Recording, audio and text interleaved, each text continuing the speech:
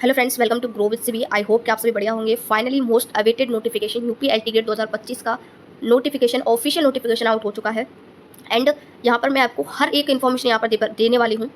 इस वीडियो को देखने के बाद आपका सिंगल डाउट भी नहीं रहेगा। ठीक है, ओटीआर से रिलेटेड एग्जाम एलिजिबिलिटी क्या है, ठीक है, एज लिमिट क्या है, एज रिलैक्सेशन मिला है या नहीं मिला है, किसको मिला है, एलिजिबिलिटी, सिलेबस, आपका सब कुछ मैं यहाँ पर डिस्कस करने वाली हूँ। सबसे इंपॉर्टेंट बात, एग्जाम पैटर्न क्या रहने वाला है। ठीक है, तो यहाँ पर आपका मेंस और ऐड हो गया है। जो पहले था वो पेपर 1 रहेगा, एज अ प्रीलिम्स आप उसको मान सकते हैं, और जो आपका मेंस है वो ऐड हो गया है। तो क्या है सारा इस वीडियो में बात करेंगे डिटेल में। ठीक है, और थोड़ा सा मेरी वॉइस के साथ एडजस्टमेंट आपको करना पड़ेगा, क्योंकि मुझे जो है अभी कोल्ड हो गया है, तो मेरी जो वॉइस है आपको थोड़ी सी अजीब लग रही होगी। ठीक है, बट स्टिल मैं आपके लिए वीडियो बना रही हूँ। अगर आपको वीडियो अच्छी लगे तो प्लीज़ वीडियो को लाइक कर देना, वीडियो हेल्पफुल रहे तो वीडियो को लाइक जरूर कर देना। ठीक है, और अपने फ्रेंड्स के साथ शेयर कर देना। आप देखो, बात करते हैं डिटेल में सब कुछ। आज से आपके ऑनलाइन फॉर्म फिलअप स्टार्ट हो गए हैं। आज आपकी 28 जुलाई है। आज से आप फॉर्म फिल स्टार्ट कर सकते हैं और 28 अगस्त यानी 1 महीने तक आप फॉर्म फिल कर सकते हैं। यहाँ पर आपको करेक्शन की डेट भी दी गई है 4 सितंबर। अगर आपसे कोई मिस्टेक हो जाती है फॉर्म फिलअप में तो आप यहाँ से करेक्शन कर सकते हैं। अब जो इंपॉर्टेंट, जो सबसे ज़्यादा प्रॉब्लम है स्टूडेंट को, वो है ओटीआर।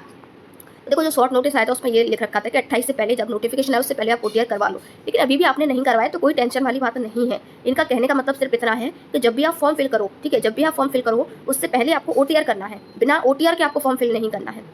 ठीक है, तो ऑनलाइन आवेदन करने से पूर्व अभ्यर्थी को ओटीआर नंबर प्राप्त करना अनिवार्य है। ठीक है, तो सिंपली आपको पहले ओटीआर करवाना है, उसके बाद आपको फॉर्म फिल करना है इनकी वेबसाइट से, जो इनकी ऑफिशियल वेबसाइट है uppsc.up.nic.in। ठीक है, इस पर जाकर के आपको फॉर्म फिल करना है। नेक्स्ट अब हम यहाँ पर बात कर लेते हैं हर एक चीज़ के बारे में। यहाँ पर डिटेल में आपके साथ डिस्कस करूँगी। सबसे पहले बात कर लेते हैं यहाँ पर, क्योंकि ऐसे ही आपका सबसे पहले फॉर्म फी ही दे रखा है, तो फॉर्म फी के बारे में बात कर लेते हैं।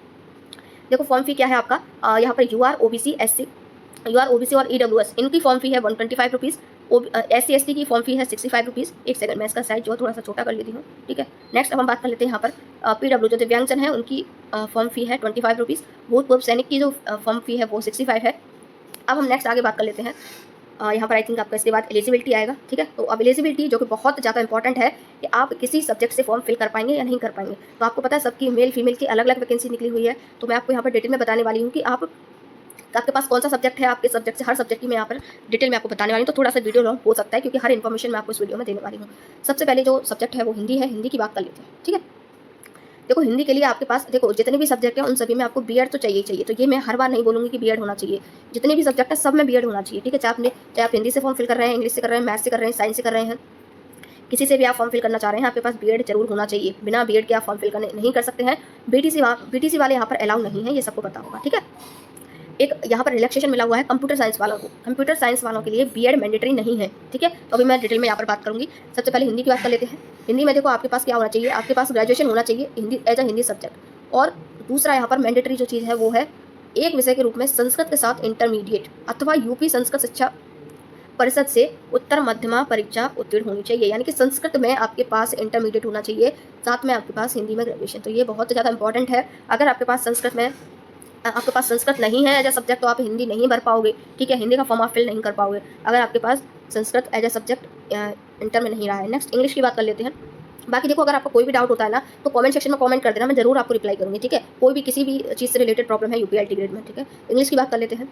तो इंग्लिश में आपको देखो यहाँ पर साफ मेंशन है क्लियरली एकदम, इंग्लिश लिटरेचर के साथ आपकी ग्रेजुएशन होनी चाहिए। ठीक है, आपके पास एज अ सब्जेक्ट क्या होना चाहिए, इंग्लिश लिटरेचर होना चाहिए, बीएड मैंडेटरी है। नेक्स्ट मैथ्स की बात कर लेते हैं। तो गणित आपके पास होना चाहिए एज अ सब्जेक्ट, आपके पास मैथ्स की डिग्री होनी चाहिए। ठीक है, नेक्स्ट बीएड भी आपके यहाँ पर मैंडेटरी है। नेक्स्ट साइंस की बात कर लेते हैं, विज्ञान की। तो विज्ञान में आपको देखो एक सब्जेक्ट से काम नहीं चलेगा, आपके पास फिजिक्स और केमिस्ट्री दोनों होनी चाहिए। फिजिक्स केमिस्ट्री दोनों के साथ आपके पास ग्रेजुएशन होनी चाहिए और उसके साथ बीएड। नेक्स्ट सोशल साइंस यानी कि सामाजिक विज्ञान, इसमें देखो आपको 4 सब्जेक्ट दे रखे हैं। ठीक है, इन चारों में से अगर ग्रेजुएशन में आपके पास कोई से 2 सब्जेक्ट भी थे तो भी आप फॉर्म फिल कर सकते हो। एग्जाम्पल देखो, यहाँ पे हिस्ट्री है, भूगोल है, राजनीति विज्ञान है, अर्थशास्त्र है। मान लो आपके पास आपने जो है पॉलिटी और इको लिया है ग्रेजुएशन में, तो आप फिल कर पाओगे। और आपने इको और ज्योग्राफी लिया है तो भी फिल कर पाओगे। यानी कि इन चारों में से कोई 2 सब्जेक्ट आपके पास होने चाहिए ग्रेजुएशन में। ठीक, बीएड मैंडेटरी है, जरूर होना चाहिए, बिना बीएड के फॉर्म नहीं भर पाओगे। नेक्स्ट आपका कंप्यूटर साइंस। देखो, यहाँ पर कंप्यूटर साइंस वालों को रिलैक्सेशन मिला हुआ है, इनको जो है बीएड मैंडेटरी नहीं है। ठीक है, यहाँ पर देखिए आपके पास कंप्यूटर साइंस, अगर आपके पास ये सारी चीज़ें हैं तो आप कंप्यूटर साइंस से फॉर्म फिल कर पाओगे। पहला क्या है, पहले बात करते हैं बीटेक या बीई इन कंप्यूटर साइंस। ठीक है, आपके पास बीटेक या बीई होना चाहिए कंप्यूटर साइंस में। ठीक है, कंप्यूटर साइंस क्लियरली मेंशन है यहाँ पर। दूसरा, आपके पास ग्रेजुएशन होना चाहिए। मान लीजिए आपने बीएससी किया है कंप्यूटर साइंस से तो भी आप फिल कर पाओगे। तीसरा, आपके पास ग्रेजुएशन होना चाहिए कंप्यूटर एप्लीकेशन में। अगर ये भी नहीं है तो फिर आप ग्रेजुएशन डिग्री होना चाहिए ए लेवल कोर्स के साथ, जो कि नाइलिट से किया हुआ हो। अगर ये भी नहीं है तो आप फिर BTech graduation in computer science और एमसीए पोस्ट ग्रेजुएशन होना चाहिए कंप्यूटर साइंस में। इन चारों में से कोई एक आपके पास है तो आप बीटेक कंप्यूटर साइंस का फॉर्म फिल कर सकते हैं, ठीक है। और दूसरे की बात कर लेते हैं, यहाँ पर बीएड मैंडेटरी नहीं है। देखो बीएड का क्या लिखा है यहाँ पर, India as a preferential qualification, यानी कि बीएड वालों को प्रेफरेंस दी जाएगी लेकिन मैंडेटरी नहीं है, ठीक। नेक्स्ट यहाँ पर उर्दू की बात कर लेते हैं, तो उर्दू आपके पास ग्रेजुएशन में होना चाहिए और बीएड होनी चाहिए। नेक्स्ट बायोलॉजी की बात करते हैं, तो आपके पास बायोलॉजी में जंतु विज्ञान और वनस्पति विज्ञान, ये दोनों सब्जेक्ट होने चाहिए ग्रेजुएशन में, ठीक, और बीएड होनी चाहिए। ये याद रखना, दोनों मैंडेटरी हैं, तभी फॉर्म फिल कर पाओगे। नेक्स्ट बात कर लेते हैं संस्कृत की। संस्कृत में आपके पास एक संस्कृत सब्जेक्ट होना चाहिए ग्रेजुएशन में और बीएड होना चाहिए। नेक्स्ट ड्राइंग की बात कर लेते हैं, तो ड्राइंग में आपके पास दो चीज़ें हैं, ठीक है। पहला है आपका कि आपका ड्राइंग होना चाहिए as a subject in graduation, और उसके साथ साथ क्या होना चाहिए, आपका बीएड होना चाहिए, ठीक। अगर ये नहीं है तो फिर आप इस कंडीशन में ये वाला आपके पास होना चाहिए, किसी संस्था से ललित कला यानी कि बीएफए में ग्रेजुएशन होना चाहिए, ठीक है, और बीएड होना चाहिए, ठीक है। अगर आपके पास ग्रेजुएशन नहीं है तो बीएफए होना चाहिए, ठीक है।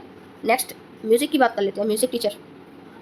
इसमें आपका संगीत एक विषय के रूप में होना चाहिए ग्रेजुएशन में, सिंपल है, ठीक है। उसके अलावा अगर ये नहीं है तो फिर आपका भारत में विधि द्वारा स्थापित किसी विश्वविद्यालय से स्नातक उपाधि के साथ भातखंडे संगीत महाविद्यालय से संगीत विशारद अथवा प्रयाग संगीत समिति इलाहाबाद से संगीत प्रभाकर होना चाहिए, ठीक है, और बीएड की डिग्री होनी चाहिए, ठीक है। बीएड भी मैंडेटरी है।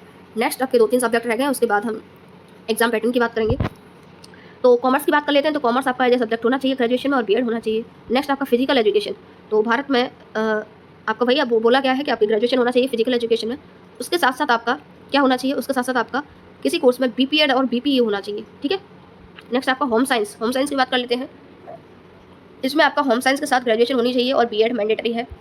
लास्ट आपका सब्जेक्ट रहेगा कृषि, जिसमें आपकी सबसे कम वैकेंसी है, तो इसमें आपका जो है बीएड तो होना मैंडेटरी है, उसके साथ साथ कृषि यानी कि कृषि में आपकी ग्रेजुएशन होनी चाहिए। तो आई होप कि आपकी सारी चीज़ें यहाँ पर क्लियर हो गई होंगी, क्योंकि मैंने यहाँ पर सारी चीज़ें आपको बता दी हैं, ठीक है। देखो यहाँ पर नोट लिखा हुआ है, इसको बता देती हूँ। सहायक अध्यापक कृषि, जो कृषि का पद निकला है ऐसा सब्जेक्ट, कृषि पद हेतु केवल पुरुष अभ्यर्थी ही पात्र हैं, क्योंकि उक्त व्यक्ति के लिए रिक्ति केवल पुरुष शाखा के लिए है। जैसा कि मैंने आपको लास्ट वीडियो में बताया था कि कृषि के लिए फीमेल की एक भी वैकेंसी नहीं निकली है, तो केवल मेल ही इसको फिल कर पाएंगे, ठीक है। अब नेक्स्ट यहाँ पर बात कर लेते हैं जो भी आपकी इंपॉर्टेंट चीज़ें हैं। ये तो रहा एलिजिबिलिटी, ठीक है। इसके बाद देखिए आपका यहाँ पर ये दे रखा है कि किस तरीके से आपका OMR रहेगी, ठीक है। नेगेटिव मार्किंग की बात करेंगे तो नेगेटिव मार्किंग आपकी 1/3 नेगेटिव मार्किंग है। देखो यहाँ पर लिख रखा है 1/3 नेगेटिव मार्किंग है। ये एग्जाम पैटर्न देखते हैं, उसके बाद देखते हैं, ठीक है। और एलिजिबिलिटी ये सब बाद में देखेंगे, अभी चलते हैं मेन चीज़ जो कि है आपका एग्ज़ाम पैटर्न। तो ये आपका फॉर्मेट्स वगैरह दे रखे हैं, ठीक है। अब बात कर लेते हैं यहाँ पर एग्ज़ाम पैटर्न की। तो ये है आपका यहाँ से मेन चीज़, ये वाला, ठीक है। तो ये चीज़ आपकी बहुत इंपॉर्टेंट है, वो है एग्ज़ाम पैटर्न। तो देखो सबसे पहला जो पेपर होगा एज अ प्रीलिम्स आप उसको मान सकते हैं, ठीक है। वो आपका ऑब्जेक्टिव वस्तुनिष्ठ पर, यानी कि ऑब्जेक्टिव होगा, OMR शीट पर होगा, गोले आपको फिल करने होंगे। आपके एग्जाम में 150 क्वेश्चन रहेंगे। 150 क्वेश्चन में भी आपका डिवाइड है, 30 क्वेश्चन रहेंगे GS के और जो बचे क्वेश्चन हैं, ठीक है, जो आपके बचे हुए क्वेश्चन हैं वो क्वेश्चन रहेंगे आपके मेन सब्जेक्ट के 120 क्वेश्चन। जैसे कि मान लीजिए आपके पास मैथ्स है, ठीक है, तो 30 क्वेश्चन तो आपके GS के आएंगे, बाकी के जो 120 क्वेश्चन है वो 120 क्वेश्चन आपके मैथ्स से पूछे जाएंगे। टाइम आपको टोटल कितना दिया जाएगा, तो टाइम दिया जाएगा 2 घंटे आपको यहाँ पर दिए जाएंगे, और कुल अंक यानी कि मार्क्स कितने हैं, तो एक क्वेश्चन आपका 2 नंबर का रहेगा ऑब्जेक्टिव, ठीक है। इस तरीके से 150 क्वेश्चन के 300 नंबर हो गए, टोटल आपका 300 नंबर का रहेगा पेपर 1, ठीक। अब यहाँ पर 1/3 नेगेटिव मार्किंग है, ये बात भी आपको ध्यान रखनी है। 3 क्वेश्चन गलत होने पर 1 नंबर आपका काट लिया जाएगा। दूसरी बात आपको यहाँ ये याद रखनी है कि जो भी जनरल कैटेगरी से हैं या OBC कैटेगरी से हैं, इनको जो है यहाँ पर 40% मैंडेटरी है, यानी कि अगर 40% से नीचे लाते हैं तो आप इसके लिए एलिजिबल ही नहीं है। आपको आगे आपकी जो आंसर सीट है वो काउंट ही नहीं की जाएगी, उसको चेक ही नहीं किया जाएगा अगर आप 40% से कम लाते हैं, ठीक है। तो और जो अदर कैटेगरी है उनके लिए 35% है। एक मिनट में आपको दिखाई देती हूँ, ठीक है, आपको दिखा देती हूँ, थोड़ा ज़्यादा क्लियर हो जाएगा। ये यहाँ पर दे रखा है, ये रहा, देखो ये दे रखा है, अनुसूचित जाति यानी SC ST अभ्यर्थियों के लिए मिनिमम एफिशिएंसी 35% निर्धारित है। अर्थात इन श्रेणियों के यदि प्रारंभिक यानी कि मेंस और प्रीलिम्स दोनों में ही आपको इतने % मार्क्स लाने ही लाने हैं, इससे कम अंक प्राप्त करते हैं तो वे श्रेष्ठता या चयन सूची में सम्मिलित नहीं किए जाएंगे, ठीक है। दूसरा, इसके अलावा SC ST के अलावा जो भी कैटेगरी है, चाहे जनरल हो, OBC हो, EWS हो, इन सभी को 40% लाना मैंडेटरी है। इससे कम आप लाते हैं तो आपको यहाँ पर जो लिस्ट है उसमें इंक्लूड नहीं किया जाएगा, ठीक है। तो यही बात मैंने आपको बताई थी, ठीक। अब आप बात कर लेते हैं पैटर्न की, बात चल रही थी ना। तो पहला पेपर तो मैंने बता ही दिया आपको, प्रीलिम्स होगा, ऑब्जेक्टिव होगा, कितने क्वेश्चन आते हैं ये भी देख लिया, ठीक है। और यहाँ पर इंपॉर्टेंट जो पॉइंट लिखा है उसको देख लेते हैं। जो यहाँ पर सबसे इंपॉर्टेंट, प्रीलिम्स आपका ऐसा क्वालिफिकेशन है, यानी कि आप प्रीलिम्स क्वालिफाई करेंगे तभी आप मेंस में जाएंगे, यानी कि जो ऑब्जेक्टिव पेपर है पेपर 1 उसको आप क्लियर करेंगे तभी आप यहाँ पर जा पाएंगे। ठीक है, तो यही यहाँ पर लिखा हुआ है इस पॉइंट में। ठीक है, वही अभ्यर्थी शामिल हो पाएंगे जो कि पहली को क्रॉस करेंगे। अब पहली का कितने स्टूडेंट लिए जाएंगे, तो वो आपका 15, जितनी वैकेंसी निकली हुई है ना उसके 15 गुना अभ्यर्थी यहाँ पर मेंस में लिए जाएंगे, यानी कि लगभग 7,500 है, तो लगभग आप बोल सकते हो 1.25 लाख स्टूडेंट जो है मेंस में बैठेंगे। ठीक, नेक्स्ट बात कर लेते हैं दूसरा जो आपका है, एक मिनट, यहाँ पर आपका एक इंपॉर्टेंट पॉइंट था ये वाला। सहायक अध्यापक सामाजिक विज्ञान पद हेतु मुख्य विषय में 4 खंड होंगे, यानी कि जो सामाजिक विज्ञान के स्टूडेंट हैं उनका जो मेन सब्जेक्ट है ना उसमें 4 सेक्शंस दे रखे होंगे आपको, जिसमें भूगोल, इतिहास, अर्थशास्त्र और नागरिक शास्त्र होगा। आपको हर सेक्शन में 60 क्वेश्चन मिलेंगे और हर 4 सेक्शन में से आपको किन्हीं 2 सेक्शन का चयन करके उत्तर देना होगा, यानी कि कोई 2 सब्जेक्ट आपको सेलेक्ट करने हैं, उन्हीं 2 का आंसर देना है। ठीक, अब बात कर लेते हैं मेंस की, जो कि आपका सेकंड पेपर है। ठीक है, तो ये आपका रिटन एग्जाम रहने वाला है। ठीक है, टोटल क्वेश्चन कितने रहेंगे, देखो इसमें सिर्फ आपका सब्जेक्ट पूछा जाएगा। जैसे आप मैथ से हैं तो मैथ के क्वेश्चन रहेंगे, इंग्लिश से हैं तो इंग्लिश के क्वेश्चन रहेंगे। इसमें आपके सब्जेक्ट के अलावा कोई और सब्जेक्ट इंक्लूड नहीं है। ठीक, टोटल 20 क्वेश्चन पूछे जाएंगे, 10-10 का डिवाइडेशन है, यानी कि 10 क्वेश्चन आपके जो शॉर्ट वाले होते हैं वो पूछे जाएंगे और 10 क्वेश्चन आपके लॉन्ग पूछे जाएंगे। ठीक है, इस तरीके से है। टोटल जो मार्क्स हैं वो आपके 200 हैं, यानी कि ये जो 10 क्वेश्चन हैं इनके लिए आपको 80 मार्क्स दिए जाएंगे और ये जो 10 क्वेश्चन है इनके लिए आपको 120 मार्क्स दिए जाएंगे। ठीक है, टोटल टाइम आपको 3 घंटा मिलेंगे पूरा 20 क्वेश्चन करने के लिए। देखो यहाँ पर जो बताया मैंने वही लिखा हुआ है। आपका जो पहला पार्ट होगा जिसमें 10 क्वेश्चन होंगे, टोटल 20 क्वेश्चन है, 20 में से जो पहले 10 क्वेश्चन है वो शॉर्ट रहेंगे और 125 वर्ड्स में आपको उनका आंसर देना होगा, यानी रिटन रहेगा। हर क्वेश्चन यहाँ पर 8 नंबर का होगा। ठीक, 10 क्वेश्चन में से 8 नंबर का, यानी 80 मार्क्स ये हो गए। नेक्स्ट यहाँ पे बात कर लेते हैं जो 10 क्वेश्चन होंगे लॉन्ग वाले, उनको आपको 200 वर्ड्स में लिखना होगा और यहाँ पर जो आपके मार्क्स रहेंगे एक क्वेश्चन 12 मार्क्स का होगा। ठीक है, तो ये मैंने बात कर ली पेपर पैटर्न की। आई होप पेपर पैटर्न आपको समझ में आ गया होगा, यानी कि प्रीलिम्स और मेंस 2 यहाँ पर आपने सेम है यहाँ पर। अब देखो सिलेबस का आप यहाँ से स्क्रीनशॉट ले सकते हो, मैं आपको सिलेबस दिखा देती हूँ। सबसे पहले आपका आता है यहाँ पर भूगोल। ठीक है, सामाजिक विज्ञान का यहाँ पर सिलेबस दे रखा है, पहले भूगोल का। ये देखो आप सारा स्क्रीनशॉट यहाँ से ले सकते हो, अदरवाइज ये PDF आपको टेलीग्राम चैनल पर मैं अपलोड कर दूँगी, वहाँ से आप जो है डाउनलोड करके अपना ले सकते हो। ठीक है, ये यहाँ पर हिस्ट्री का है, हिस्ट्री का सिलेबस है। यहाँ पर देखो, यहाँ पर इतना बड़ा ये सब मौर्य काल, चोल काल। ठीक है, उसके बाद आपका आता है इकोनॉमिक्स, ये इकोनॉमिक्स का सिलेबस है। उसके बाद आपका पॉलिटी आता है, उसके बाद आपका साइंस, फिजिक्स और केमिस्ट्री का सिलेबस यहाँ पर दे रखा है। ठीक है, तो ये जो सिलेबस एक ही जगह पर दे रखे हैं सारे, तो मैं आपको जो है इसका PDF दे दूँगी, तो टेलीग्राम से आप जो है स्क्रीनशॉट ले सकते हो इसका। ठीक है, उसके बाद आपका कॉमर्स का सिलेबस है, ये आप देखिए। उसके बाद होम साइंस का सिलेबस है एंड उसके बाद आपका यहाँ पर ये संस्कृत का सिलेबस दे रखा है, उर्दू का दे रखा है। तो हर एक सब्जेक्ट का सिलेबस यहाँ पर मेंशन है। हिंदी का आप देख सकते हो, डिटेल में इन्होंने सारा सिलेबस दे रखा है। इंग्लिश का दे रखा है। ठीक है, इंग्लिश के बाद आप यहाँ पर देख सकते हो कंप्यूटर साइंस का सिलेबस भी इन्होंने दे रखा है। ठीक है, ये आपका कंप्यूटर साइंस का पूरा सिलेबस है। उसके बाद ड्राइंग का सिलेबस है, कृषि का भी दे रखा है। ठीक है, तो ये सब आप वहाँ से देख सकते हो। म्यूजिक का भी आपका दे रखा है, देखो, फिजिकल एजुकेशन। ठीक है, अब बात जो लास्ट रह गया है वो है आपका वैकेंसी। ठीक है, तो आप यहाँ पर देखिए सारी वैकेंसी इन्होंने डिटेल में दे रखी हैं कि कितनी किस कैटेगरी में कितनी वैकेंसी है, किस सब्जेक्ट में। ये तो पहले ही आउट हो गया था, लेकिन किस कैटेगरी में कितनी है ये आपकी डिटेल में यहाँ पर दे रखा है। ठीक, तो आप हिंदी में देख सकते हो। टोटल जो है ये देखो, ये किसका है, पुरुष शाखा का, यानी मेल की वैकेंसी है। ठीक है, तो मेल की 568 है टोटल, जिसमें से UR की 230 है, EWS की 56 है।